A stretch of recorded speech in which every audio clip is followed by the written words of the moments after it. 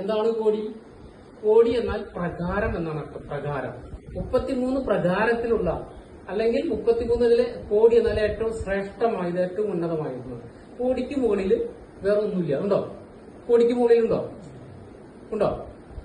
ഒറ്റ 10, 100, 1000, 10000, ലക്ഷം, കോടി. കോടി കഴിഞ്ഞാൽ എത്രയാ? പിന്നെ 1 കോടി 2 അത് ആവർത്തിക്കാനല്ലേ പറ്റുള്ളൂ അല്ലെ? സംഖ്യയിൽ 9 വലിയ സംഖ്യയുള്ളൂ അല്ലെ? 9 വരെയുള്ളൂ. 9 കൊണ്ട് സംഖ്യ ഇല്ല. 1, 2, 3, 4, 5, 6, 7, 8, 9. 9 കഴിഞ്ഞ പിന്നെ അതിന്റെ ആവർത്തനാണ് 10 അല്ലെ? 11 അതിന്റെ ആവർത്തനാണ് 12 അതിന്റെ ആവർത്തനല്ലേ അല്ലെ? 9 വരെയുള്ള പ്രധാന സംഖ്യയുള്ളൂ. പിന്നെ അതിന്റെ ആവർത്തനാണ്. അതുപോലെ കോടി കഴിക്കും മുകളിൽ വേറെ ഒന്നുമില്ല. എന്നാൽ അത് 1 കോടി 2 കോടി ആവർത്തിക്കാനേ പറ്റുള്ളൂ. അപ്പൊ ഏറ്റവും ഉന്നതമായത് എന്ന അർത്ഥത്തിൽ കോടി വരുന്നുണ്ട്. അപ്പൊ 33 കോടി ദേവത എന്ന് പറഞ്ഞാൽ എന്താണ്? ഹിന്ദുക്കൾക്ക് 33 കോടി ദേവതയുണ്ട് എന്ന് പറഞ്ഞാല് ആരാ പറയാ? ആ 33 കോടി ദേവതകളുടെ പേര് പറയാൻ പറ്റുമോ? ഞാനിപ്പോ പറയാം. നിസ്സാര കാര്യമാണ്. അഷ്ടവസ്തുക്കള് കേട്ടിട്ടുണ്ടോ? അഷ്ടം എന്ന് പറഞ്ഞാൽ എന്താണ്? 8 അല്ലെ? അഷ്ടം സംസ്കൃത വാക്ക് 8. അഷ്ടവസ്തുക്കള്, വസ്തുക്കൾ എന്ന് പറഞ്ഞാൽ ദിക്കുകൾ എന്ന് പറയാം. നമുക്ക് പെട്ടെന്ന് മനസ്സിലാക്കാൻ പറയാം. അഷ്ടവസ്തുക്കള്. അപ്പൊ എത്ര 8 ആയില്ലേ? 12 ആദിത്യന്മാര്. ആദിത്യൻ ആരാണ്? സൂര്യൻ അല്ലെ? 12 ആദിത്യന്മാര്.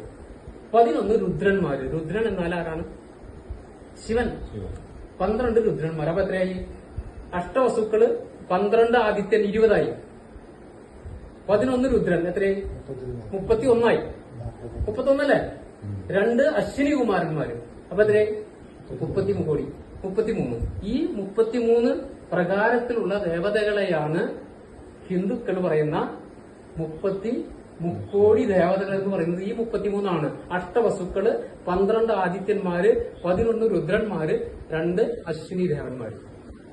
മനസ്സിലാകുന്നുണ്ടോ? നമുക്ക് ഗ്രന്ഥങ്ങൾ എത്രയാ? വേദങ്ങൾ തന്നെ 4 ഉണ്ട്. ആ 4 വേദങ്ങൾക്കൊക്കെ ഉപവേദം ഇല്ലേ? ഇപ്പൊ അഥർവവേദത്തിന്റെ ഉപവേദമാണ് ആയുർവേദം അല്ലെ? അങ്ങനെ ഉപവേദങ്ങളുണ്ട്. 108 ഉപനിഷത്തുക്കളാണ് കണ്ടെത്തിയിട്ടുള്ളത്. അതിൽ കൂടുതൽ ഉണ്ടെന്ന് പറയുന്നു. കണ്ടെടുത്തിട്ടുള്ളത് നോക്കിയേട്ടാ. ഇതിഹാസങ്ങൾ എത്രയുണ്ട്? മഹാഭാരതവും രാമായണവും ഒക്കെ ഇതിഹാസങ്ങളിൽ പെടും. ആരണ്യകങ്ങളുണ്ട്. പിന്നെ ഭാഗവതം പോലുള്ള പുരാണ കഥകളായിട്ടുള്ളത്. പിന്നെ കാളിദാസൻ മുതലുള്ള അങ്ങനെയുള്ള ആചാര്യന്മാരെ രചിക്കപ്പെട്ട അത് വേറെ ഉണ്ട്. രാമായണം തന്നെ 200-ലധികം ഉണ്ട്. ഇപ്പൊ കേരളത്തിൽ നമ്മൾ രാമായണം എന്ന് പറഞ്ഞ് വായിക്കുന്ന ഏതാണ്? തുഞ്ചത്ത് എഴുത്തച്ഛൻ എഴുതിയ കിളിപ്പാട്ട് രൂപത്തിൽ എഴുതിയ രാമായണമാണ് അല്ലെ? തമിഴ്നാട്ടിൽ പോയാല് കമ്പർ എന്നുള്ള കവി എഴുതിയ രാമായണമാണ് വായിക്കുന്നത്. UP ഭാഗത്ത് പോയി കഴിഞ്ഞാൽ തുളസീദാസ് എഴുതിയ തുളസി രാമായണമാണ് വായിക്കുക. അപ്പോ നമ്മുടെ രാജ്യത്ത് തന്നെ, ഭാരതത്തിൽ തന്നെ ഓരോ സ്റ്റേറ്റിലും ഇഷ്ടംപോലെ രാമായണങ്ങളുണ്ട്. ഭാരതത്തിന് പുറത്തുണ്ട്. മൊത്തം 200-ലധികം രാമായണം തന്നെയുണ്ട്. നമുക്ക് ഇതിൽ ഏത് വിശ്വസിച്ചാലും വിശ്വസിച്ചില്ലെങ്കിലും ആരാവാം? നമ്മൾ ഹിന്ദുവാണ് അല്ലെ? മറ്റടത്ത് പറ്റുമോ? ബൈബിളിൽ ഞാൻ വിശ്വസിക്കുന്ന പറഞ്ഞാൽ ക്രിസ്ത്യാനിയാണ്. പറ്റുമോ? അതൊറ്റ പാടുള്ളൂ. ആ ഒന്നേ പാടുള്ളൂ. അപ്പൊ മതവും ധർമ്മവും രണ്ടാണ്. നമ്മള് ഹിന്ദു മതമല്ല, നമ്മളുടെ ധർമ്മമാണ്. ധർമ്മം എന്നാൽ ഒരു മഹാസമുദ്രമാണെന്ന് കണക്കാക്കും. മതം എന്നാൽ ചെറിയൊരു കിണറാണ്. അമൃതാനന്ദമയി ദേവി അതിനെ വളരെ സിമ്പിളായിട്ട് പറഞ്ഞിട്ടുണ്ട്. മതം ധർമ്മം എന്താണ്? ആനയുടെ കാൽപാദില്ലേ, കാലടയാളം, അതാണ് ധർമ്മം. ഈ ആനയുടെ കാൽപാദത്തിനകത്ത് മറ്റെല്ലാ മൃഗങ്ങളുടെ കാലടയാളം കൊള്ളും. ഇല്ലേ? കൊള്ളില്ലേ? ഇല്ലേ? ധർമ്മത്തിനകത്ത് ഒരുപാട് മതങ്ങളുണ്ട്. ഇപ്പൊ ഹിന്ദു ധർമ്മത്തിനകത്ത് എത്ര മതമുണ്ട്? ഹിന്ദു ധർമ്മത്തിനകത്ത് ഒരുപാട് മതങ്ങളുണ്ട്. ഏതൊക്കെയാ? ബുദ്ധമതം. അത് ശ്രീബുദ്ധൻ സ്ഥാപിച്ചതാ. ബുദ്ധൻ എന്ന പ്രവാചകൻ, അവർക്ക് നിർവ്വാണമാണ് അവരുടെ ദൈവസങ്കല്പമല്ല, പകരം നിർവ്വാണമാണ്. ത്രിപിടിക എന്ന പുണ്യഗ്രന്ഥം. സിഖ് ഗുരുനാനാക്ക് സ്ഥാപിച്ചു. പക്ഷെ അത് ഒരു 10 ഗുരു പരമ്പരയുണ്ട്. ദശം സമ്പ്രദായം എന്ന് പറഞ്ഞാൽ ഗുരു പരമ്പരയില്ല. അവർ ഗുരു ഗോവിന്ദ സിംഗ് വരെയുള്ള ഗുരുനാനാക്ക് മുതൽ അവരുടെ പുണ്യഗ്രന്ഥം ഗുരു ഗ്രന്ഥ സാഹിബാണ്.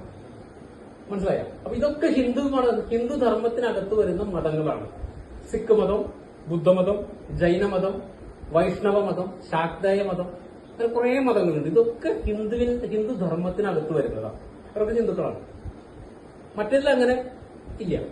കാരണം അതും മതമാണ്. പിന്നെ അതിനകത്ത് വേറെ ഒന്നും ഇല്ല.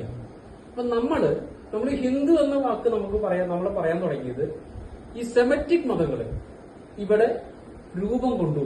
ഉണ്ടായിരുന്നില്ല ഈ മതങ്ങളൊന്നും. നമ്മൾ മാത്രമേ ഉണ്ടായിരുന്നുള്ളൂ ഇവിടെ. നമ്മൾ മാത്രമേ ഉണ്ടായിരുന്നുള്ളൂ. ഹിന്ദു എന്ന വിഭാഗം മാത്രമേ ഈ ലോകത്തുണ്ടായിരുന്നുള്ളൂ. പിന്നെ മറ്റു മതങ്ങള്, ചില വ്യക്തികൾ മറ്റു മതങ്ങൾ രൂപീകരിക്കാൻ തുടങ്ങിയപ്പോൾ നമ്മളെ അവരിൽ നിന്ന് തിരിച്ചറിയാനായിട്ട് നമുക്ക് പേരിടാൻ തുടങ്ങി. നമ്മൾ ഈ 10 ആളുണ്ടെങ്കിലും നമുക്ക് പേരാവശ്യമുണ്ട്. ലോകത്ത് ഞാൻ മാത്രമുണ്ടെങ്കിൽ എനിക്കൊരു പേരിന്റെ ആവശ്യമുണ്ടോ? ലോകത്ത് ഞാൻ മാത്രമുള്ളൂ, എനിക്കൊരു പേരിന്റെ ആവശ്യമില്ലല്ലോ. ആളുകൾ കൂടുമ്പോഴാണ് തിരിച്ചറിയാൻ പേര് വരുന്നുള്ളൂ. അപ്പൊ മറ്റു പല സെമറ്റിക് മതങ്ങളും ഇവിടെ ഉണ്ടായപ്പോൾ അവരിൽ നിന്ന് നമ്മളെ തിരിച്ചറിയാൻ വേണ്ടി വിളിക്കാൻ തുടങ്ങിയതാണ് ഹിന്ദു എന്നുള്ളത്. അപ്പൊ ഹിന്ദു മതമല്ല, ഹിന്ദു എന്താണ്? അത് ധർമ്മമാണ്, അത് ജീവിത രീതിയാണ്. ഹിന്ദു ഒരു ജീവിത രീതിയാണ്.